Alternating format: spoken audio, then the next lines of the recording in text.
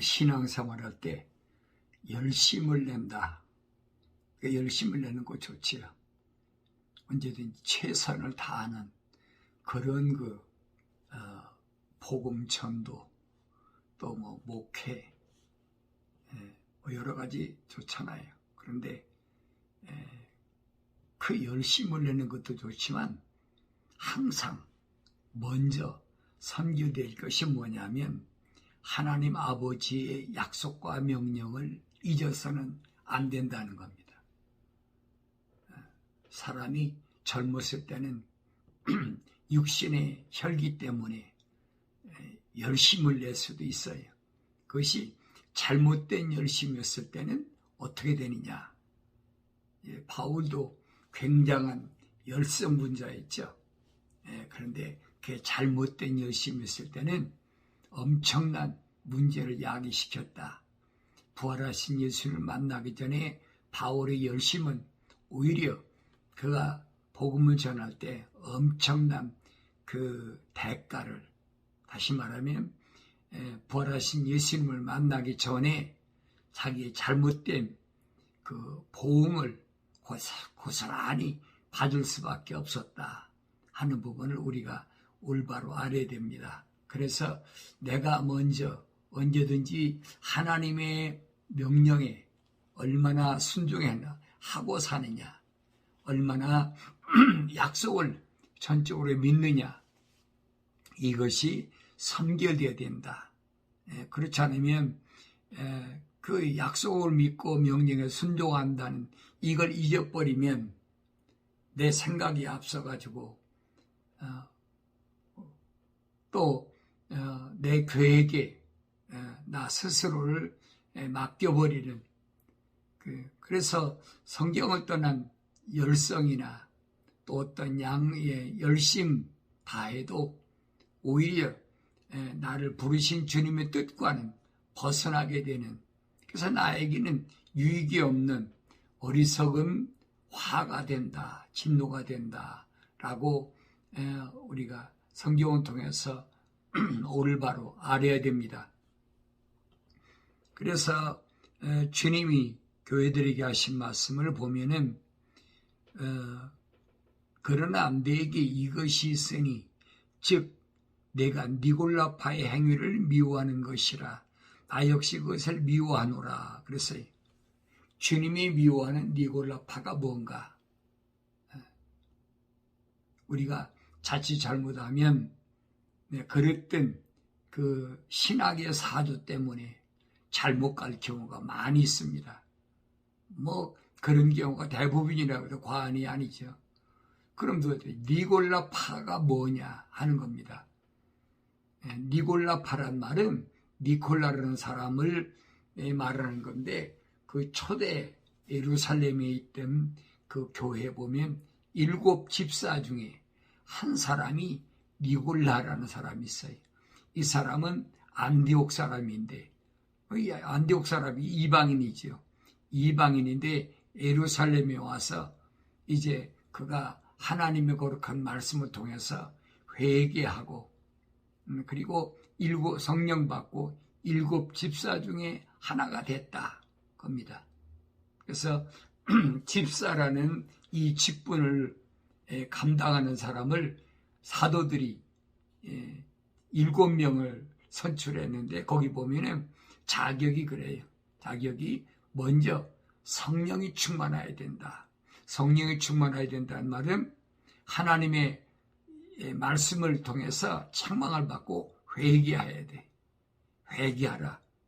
사도들이 한 목소리 외치는 게 그거잖아요. 회개하라. 그래서 회개하고 돌이켰을 때에 그 사람에게 약속하신 성령이 임했다 하는 겁니다. 그래서 집사는 먼저 성령이 충만해야 되고, 두 번째는 지혜가 충만해야 된다. 지혜가 충만하다는 말은 무슨 말입니까? 잠언서에 기록된 대로 하나님을 두려워하는 것이 지혜의 시작이라고 그랬어요. 항상 하나님의 거룩한 뜻을 머리에서 떠나지 않도록, 마음에서 떠나지 않도록 지혜로운 삶을 살아야 돼요. 그다음에 세 번째는 많은 사람들 칭찬을 받아야 된다. 여기 칭찬을 받아야 된다는 말은 무슨 말인가 하니 많은 사람들에게 본이 되는 삶을 사는 것. 그 다른 사람들이 저 사람 참 본받을 만한 사람이다. 칭찬받는 거지. 그러니까 이 세 가지가 갖춰진 사람이야 집사의 자격이 있다. 그렇게 성경을 가르쳐주고 있어요. 근데 여러분 오늘날 보세요. 집사가 성령 충만하고 그 다음에 지혜가 충만하고 그 다음에 많은 사람들한테 칭찬받을 만한 본이 되는 사람이 몇이나 있나 보세요. 요즘엔 예배당에 나오면 그렇잖아요. 아무나 좀 막된 말로 말하면 돈하게나 다 집사지. 그러니까 이런 것들이 얼마나 잘못됐느냐는 거예요. 그러나 내게 이것이 있으니 즉 내가 니골라파의 행위를 미워하는 것이라 나 역시 그것을 미워하노라 그랬어요. 주님이 니골라파를 미워한다는 말은 무슨 말이냐면 이방인인데도 자기가 선택해서 유대인처럼 되는 것으로 또 예배당에 나와서 교회 일원이 되는 것처럼 이거 우리가 생각해 보면 그런 것 같잖아요. 내가 원해서 그러니까 집사가 되는 것처럼 이게 주님이 아니라는 거예요. 왜 주님이 니골라파를 미워한다고 하셨는지를 그걸 아셔야 돼요. 이방인이지만은 잘 아셔야 돼요. 이방인이지만은 그 안에 하나님의 거룩한 사랑이 호흡으로 지음받은 사람은 얼마든지 있다는 얘기. 주님 말씀하시잖아요. 마지막 때는 어떤 동네는 일하다가 하나는 들려 올라가고 하나는 남아있고 어떤 동네는 밥 먹을 때인데 두 사람의 매를 가다가 하나는 남아있고 하나는 올라가고 또 어떤 동네는 잠자는 동네인데 하나는 남아있고 하나는 올라가고 이게 무슨 얘기? 지구는 둥글기 때문에 사방에 동서사방 어느 나라가 특정한 것이 아니라는 거예요. 그러니까 그 안에 유대인만 있습니까? 이방인도 얼마든지 있죠. 그러니까 이런 말씀들을 우리가 디테일하게 구석구석을 잘 상고하면 이게 깨달아지는데 아무나 되느냐는 거지. 안 되니까 그러니까 잘못된 것으로 내가 선택해서 되는 것처럼 이게 얼마나 잘못된 거냐. 이 주님은 이 니골라파의 행위를 미워하시는데 오늘 에베소 교회도 니골라파를 미워한다는 거예요. 그게 뭡니까? 악한 것들을 용납지 아니한다는 거예요. 자기들이 뭘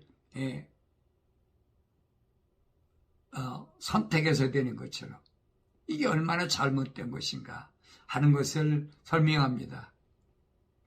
그 다음에 그리고 내게 역시 니골라파의 교리를 지키는 자들도 있더라. 그랬어요.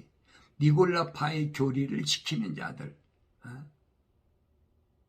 교리를 만들어놨어요. 누구든지 내가 원하면 예수 믿을 수 있다. 누구든지 내가 원하면 직분받을 수 있다.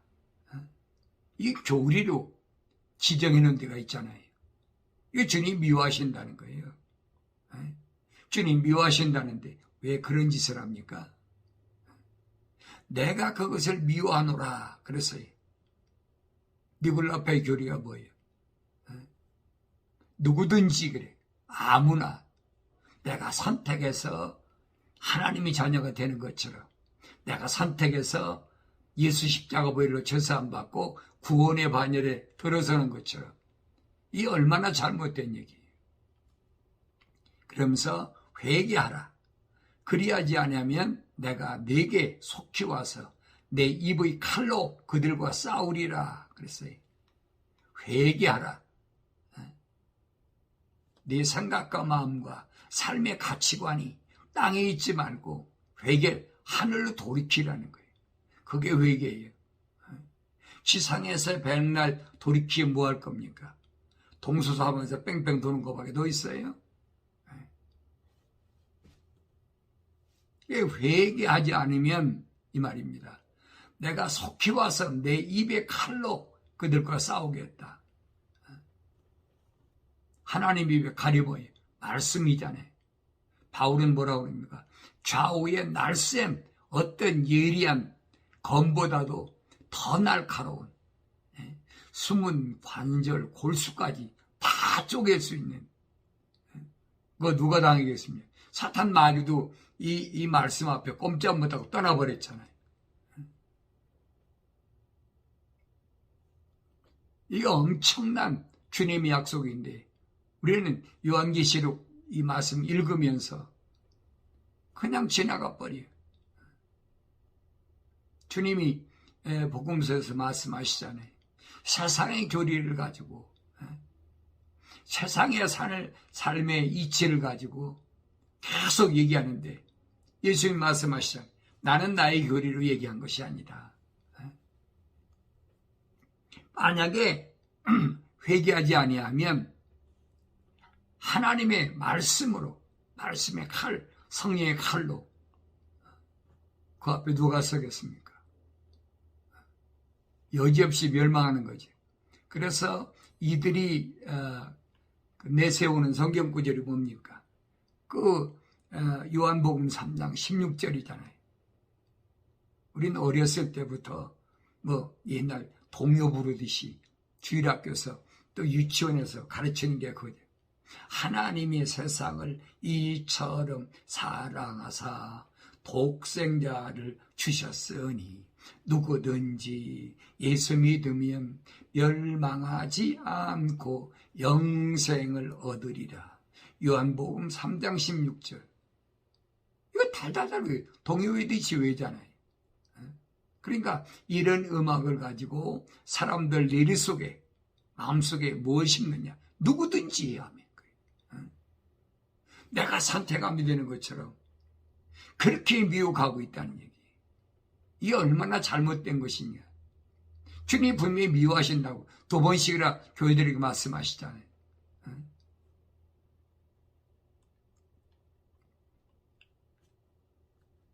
하나님께서 세상을 이처럼 사랑하셔서 그의 독생자를 주셨으니 이는 그를 믿는 사람은 누구든지 멸망하지 않고 영생을 얻게 하려 하심이라.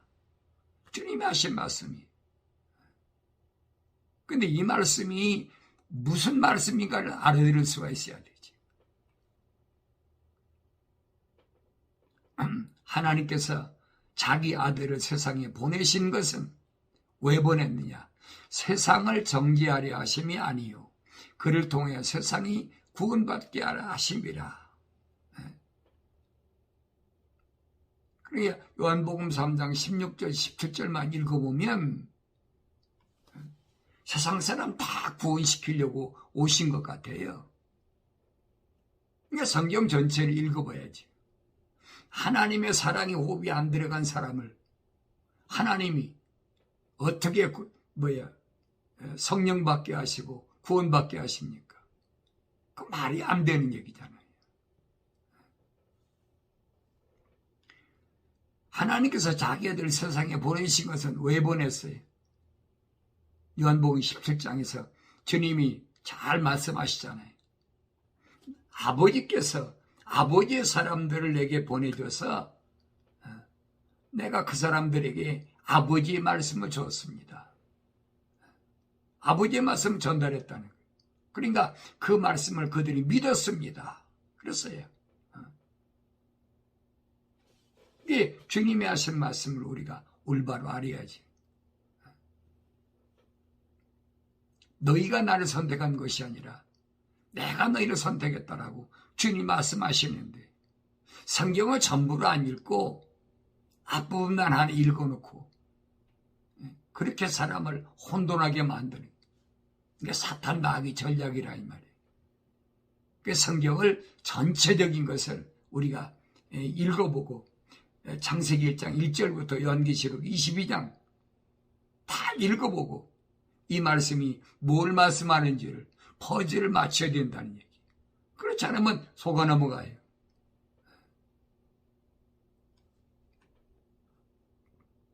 나도 그 속아 넘어갔던 사람들이니까 속아 넘어갔던 사람 중에 하나예요. 그 로마 캐토릭에서 다신교, 태양신이나 봄의 여신이나 뭐 여러 가지 제우스 신이나 철학자들이 만들어 놓은 신 있잖아요. 피두신들을 만들어 놓고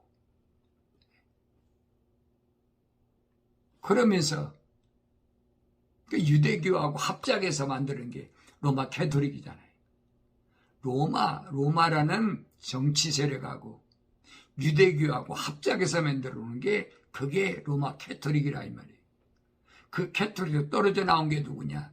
그게 개신교잖아요. 그 자기들이 자칭 기독교라고 그러죠. 또 세상에서도 일반적으로 그렇게 불러요. 기독교 국가라. 유럽은 기독교 국가라. 거짓말하고 있잖아요. 기독교 국가가 어디 있어요? 주님의 나라가 안 이루어졌는데. 그래 우리가 깊이 상고해보지 않으면 혼돈하고 소위 말해 헷갈린다 그러지요.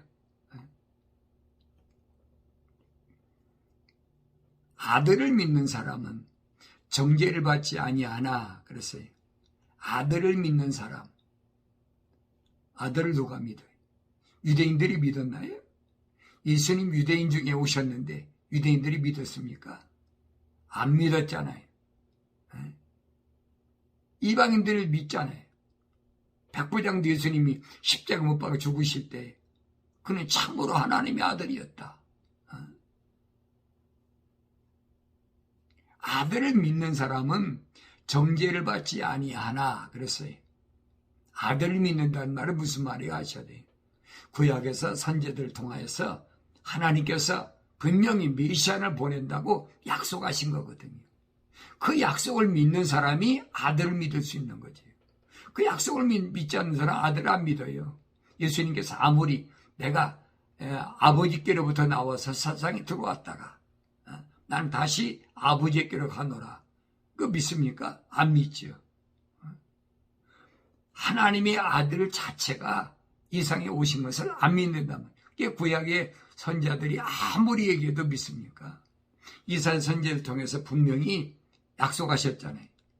메시아가 오면 분명히 그가 가난한 자에게 복음을 전하고 눈먼 자가 소경이 눈을 뜨고 앉은 배 일어서고 죽은 자가 살아나고 얘기해도 안 믿잖아요. 그러니까 아들을 믿는 사람이란 말은 무슨 말이냐? 하나님의 약속을 믿는 사람이 하나님의 명령에 순종하는 사람이 아무나 됩니까? 예수님께 밤에 몰래 찾아왔던 니고데모라는 사람도 바리새인 중에 바리새인이고 관원이라. 그도 예수님께 찾아와가요. 예수님께서 말씀하시니까 처음에는 예수님께 와서 선생님이 행하신 일을 보니까 기적을 보니까 참으로 하늘에서 오신 분입니다.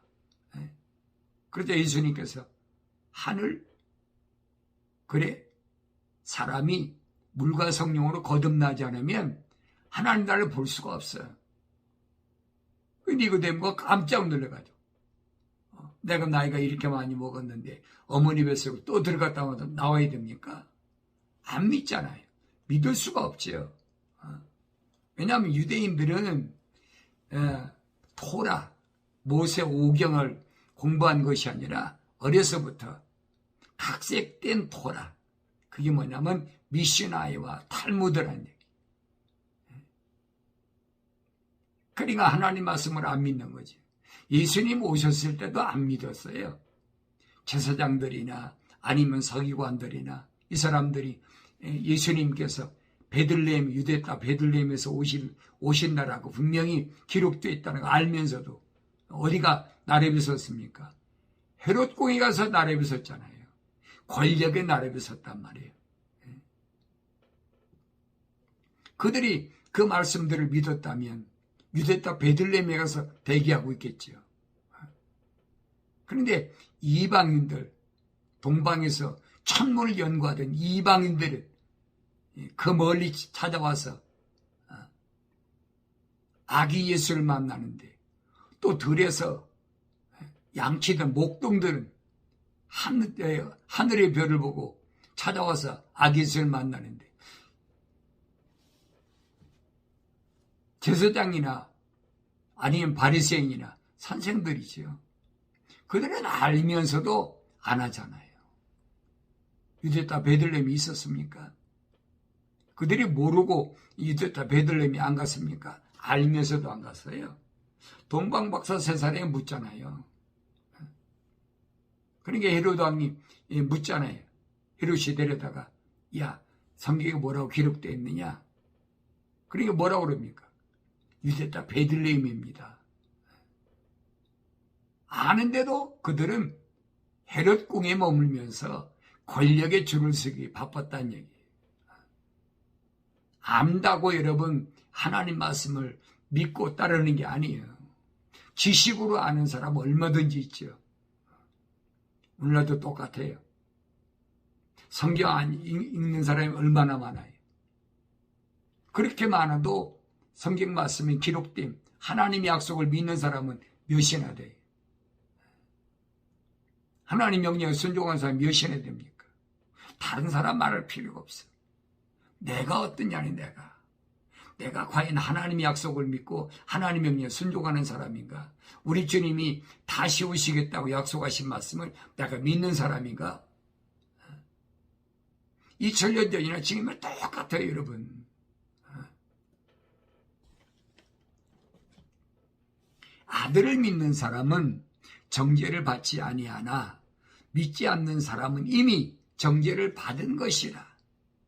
이미 정죄를 받았어요. 이는 그 사람이 하나님의 독생자 이름을 믿지 않았기 때문이라.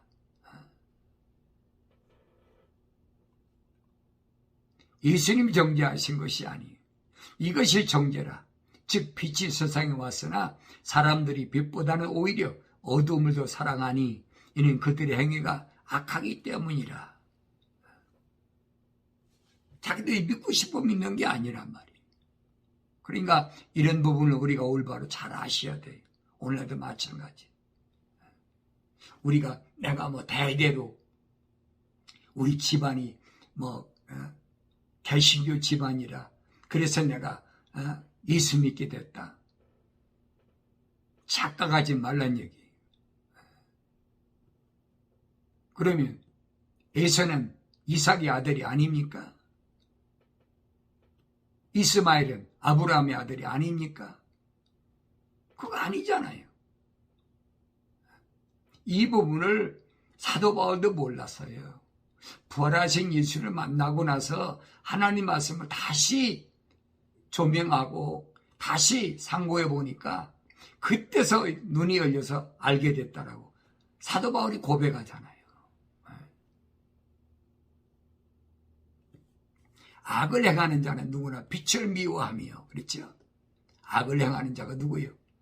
악을 행한다는 말은 하나님의 약속을 안 믿고 하나님의 명령에 불순종하는 사람이에요. 이런 사람은 누구나 빛을 미워한다는 거예요. 누구나 빛을 미워해. 빛으로 오지 아니하나니 혹 자기 행위가 책망받을까 함이라. 이유가 뭐냐? 책망받을까 봐 안 오는 거예요. 이유까지 설명하고 있잖아요.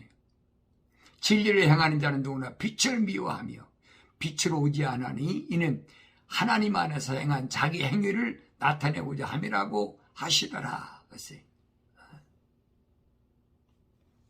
내가 예수 믿고 싶어서 믿는 것처럼 세상의 종교는 그렇잖아요.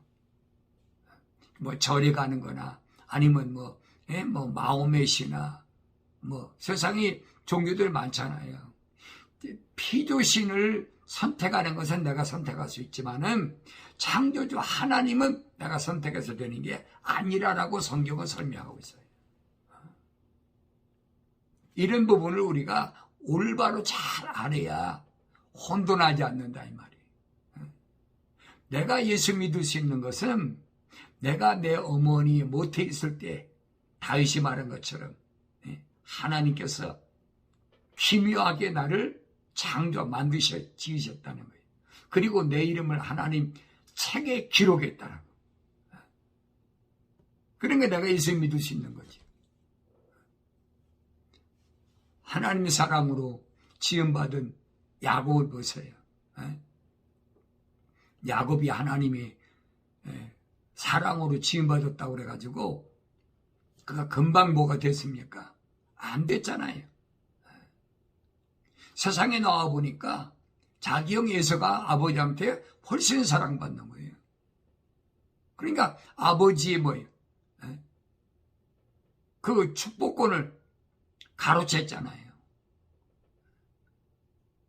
세상에서 내가 뭔가 축복받는 것이, 아버지한테 축복받는 것이 그게 최고인 줄 알고 그러다가 죽게 생겨 도망갔잖아요. 시리아 자기 예삼촌 집 라반 집으로 도망갔잖아요. 도망가서 20년 만에 돌아올 때 야곱이 뭐라고 고백합니까? 예삼촌한테 그래.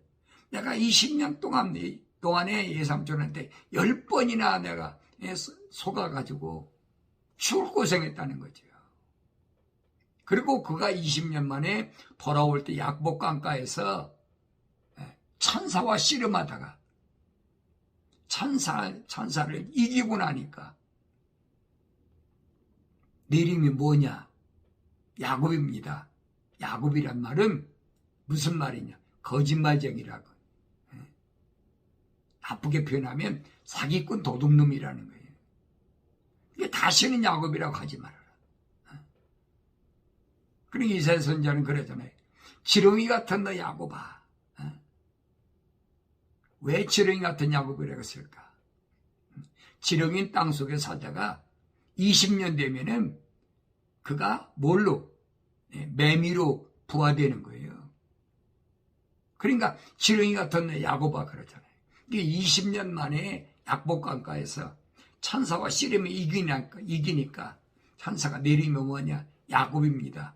이제는 야곱이라 하지 마라. 네 이름을 이스라엘이라 하라.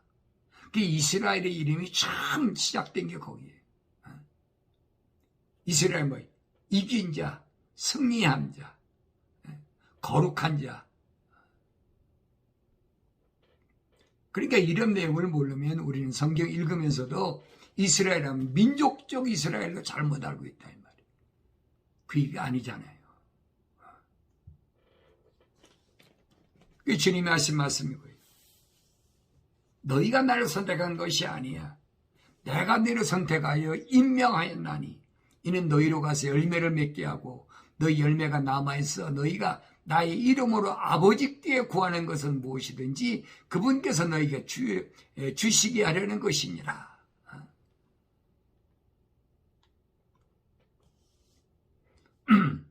사도 베드로나 바울은 이렇게 사랑의 호흡으로 지음받은 자를 뭐라고 그랬느냐? 미리 아심받은 자라. 그래서 미리 아심받았다. 다윗이 고백한 것처럼 어머니 못해서 기묘하게 내가 창조됐다. 내 형체, 내 몸이 형체가 있기도 전에 기묘하게 그렇게 됐다. 내가 세상에 살면서 다른 게 뭐가 있어요? 똑같은 거 같이요. 똑같은 거 아니에요. 하나님께서 물에게 말씀하실 때도 물에게 뭐예요? 두 번째 창조에서 말씀하시잖아요. 물속에서 고기를 만내라. 공중에 새가 있고 이 두 번째 창조에서 말씀하시잖아요. 그리고 뭐라고 말씀하십니까? 동물들, 가축들을 창조하시고 뭐라고 하죠? 생육하고 번식하라는 거예요. 땅에 충만하라. 이제 물 속에 있는 물고기나 공중의 새나 땅에 있는 동물들이나 기는 것이나 생육하고 번성하고 땅에 충만하라는 거예요. 그건 하나님 명령 때문에 된 거지 그들이 그렇게 되고 싶어 된 게 아니라 이 말이에요. 그러니까 잘못 알고 있으면 안 된다니. 그러나 마지막으로 창조된 아담은 다르잖아요. 하나님께서 흙으로 빚으시고 그 코에다 하나님의 호흡을, 숨을 후 불어넣으니까 살아있는 혼이 됐다. 살아있는 혼이 된 사람은 그 첫사람 아담은 뭐예요? 하나님의 동산에다 하나님 데려다 놓으셨어요. 하나님의 동산에서 창조된 게 아니에요. 하나님 동산에 데려다 놓으시고 명령하신 거예요. 너희 내 하나님 동산을 다스리고 지켜라. 그러면서 하나님 동산에 있는 모든 나무들은 내가 마음대로 먹어라. 다만 한 가지 선과 악의 지식의 나무에서 나는 것은 먹지 말아라. 이는 내가 먹는 일을 반드시 죽으리라. 아담이 명령 들었으면 기억하고 있어야 되지.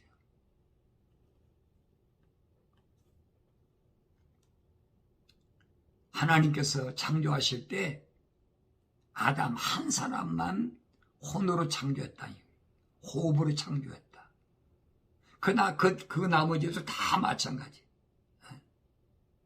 가인과 아벨도 보면은 가인은 하나님의 혼이 안 들어갔어요. 아벨에게만 들어갔지. 그 다음에 에녹에도 마찬가지. 노아에도 마찬가지고. 성경에 빠진 것이 없으니까 성경 기록이 안 된 것은 아니란 얘기예요. 추상적으로 그럴 것이다. 그건 아니란 얘기예요. 아브라함 때도 마찬가지. 노아 때부터 아브라함 때까지 보세요. 얼마나 긴 세월이었나. 그런데도 그 긴 세월 동안에 하나님께로부터 부르심을 받은 창조된 자가 어디 있습니까? 없잖아요. 갈대아 우르에서 아브라함을 부르셨다. 아브라함 부르셨단 말 무슨 말이에요? 베라의 집에 삼형제가 있는데 그 중에서 아브라함을 하나님께서 부르셨단 말은 하나님의 호흡으로 지으셨다는 얘기예요.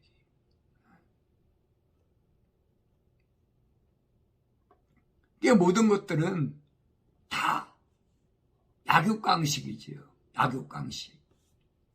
그러나 그 중에서 하나님의 호흡으로 지음받은 자가 있다는 얘기. 예수님께서 말씀하십니다. 나는 아버지께서 이 세상으로부터 나에게 주신 그 사람들에게 아버지 이름을 나타내 보였나이다. 그들은 아버지의 사람들이었는데 아버지께서 나에게 주셨으며 그들은 아버지의 말씀을 지켰나이다. 이 말씀이 뭐냐? 그들은 나에게 아버지께 보내주셨단 말은 하나님의 사랑의 호흡이 들어간 사람들이라는 얘기. 그들을 주님께 선택하셨다는 얘기.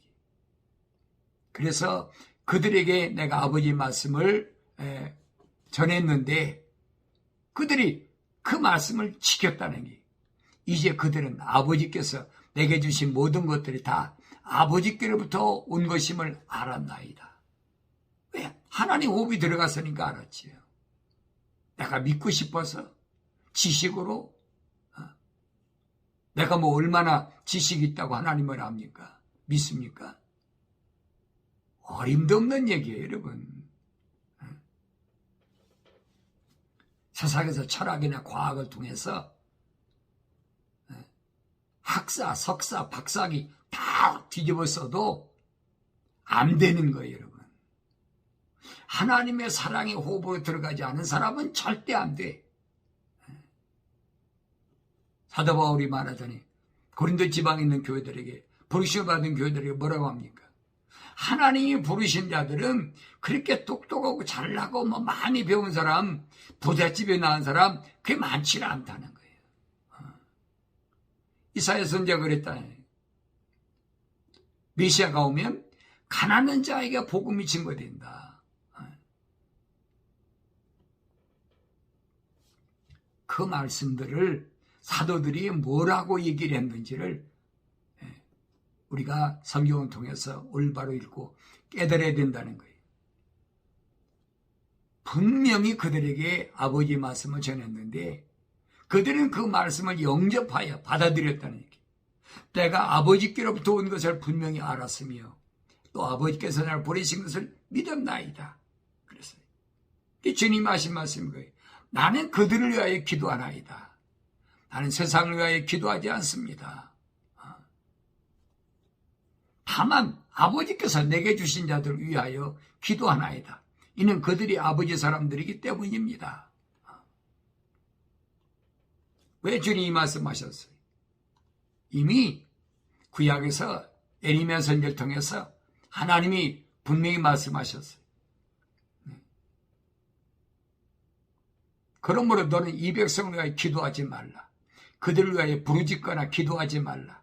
이는 그들이 고난으로 인해 내게 부르짖을 때 내가 그들을 듣지 아니하리라. 하나님이 안 들으신다는 거예요. 기도한다고 되겠습니까? 그 에레미야 선지자가 안타까운 마음으로 얘기해도 안 듣는 거예요. 왜 그래요? 그들 마음속에 그 속에 하나님의 사랑의 호흡이 안 들어간 약육강식이지요. 짐승들과 똑같이요. 그게 무슨 말인가 알아야지요. 주께서 또 내게 말씀하시니라 너는 이 백성을 위하여 그들이 복을 기도하지 말라. 아니 하나님 선지자인데 이스라엘 뭡니까? 남유다 백성을 위해서 하나님이 세우신 선지자인데 왜 기도하지 말라고 합니까? 그 이유를 알아야 되잖아요. 그들의 복을 기도하지 말라. 여러분 그들의 복이 뭐예요? 우리가 혼돈하지 말 것이 있어요. 복이란 말과 축복이란 말이 있어요. 철학적으로는 복이 뭐냐? 그러면 뭐든지 많이 와서 내게 흡족하게 채워진 걸 복이라고 생각해요. 내게 만족을 주는 것. 이게 성경은 아니에요. 성경의 복이란 말은 무슨 말인가 하니 성경이 아브라함에게 처음에 창세기 12장에서 말씀하셨는데 그 복은 뭐냐? 하나님이 간섭하신다는 얘기예요. 그 다음에 축복이란 말은 무슨 말인가 하니 복을 비는 것이 축복이에요. 축할 때 그게 빌축이 한문으로 빌축자거든요. 하나님께 간섭해달라고 복을 비는 거예요. 그게 축복이라는 얘기예요. 여기 보니까 그랬잖아요. 그들이 복을 기도하지 말라. 축복하지 말라는 얘기예요. 왜? 그들은 하나님의 거룩한 사랑의 호흡이 안 들어간 자들이기 때문에 내가 아무리 기도해도 그게 돌이키지 않는다는 거예요.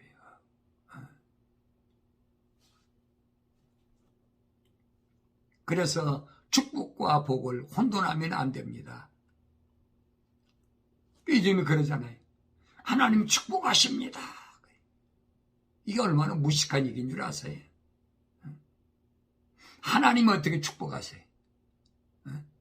하나님 누구한테 복을 빕니까?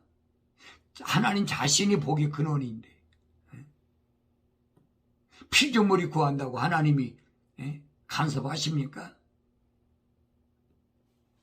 그리고 하나님의 복은 뭘 가리키는가 하니 하나님이 간섭하신다는 뜻이지 철학에서 말하는 세상 것이 채워지는 걸 복이 아니라 이 말이에요.